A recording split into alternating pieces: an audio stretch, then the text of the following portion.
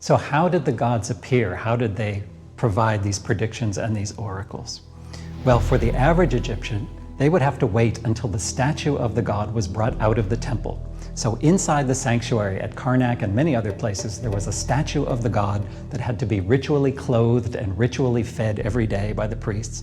And then on certain festival days, the statue was placed inside a bark or a sacred boat and hoisted up on the shoulders of the priests and marched out of the temple. And it's at that point, when this statue was brought across the river, visiting other shrines and other temples, there would be parades on either side of the Nile. This was the beautiful festival of the valley, or the festival of Opet.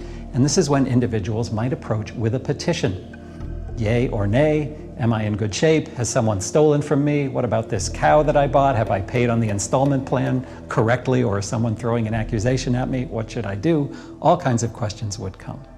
So how would the god indicate what the right thing to do was? The hieroglyphs talk about nodding in approval or disapproval, and there's some disagreement about whether the statues actually had some moving parts and might invoke their head a little bit. That is probably unlikely.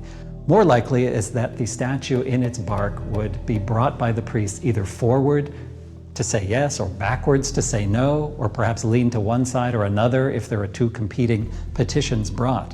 And this is how the god would signal approval or disapproval.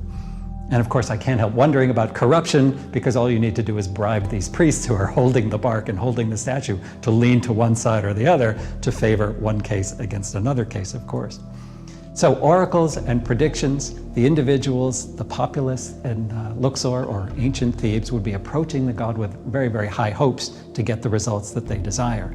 The kings would be petitioning in a much more private way, of course, and these outcomes would be recorded for all time in their temple inscriptions to show that, yes, they are the divinely born next rulers on the throne. They are on the throne with all legitimacy, or the decisions they made for this expedition or that campaign were absolutely justified.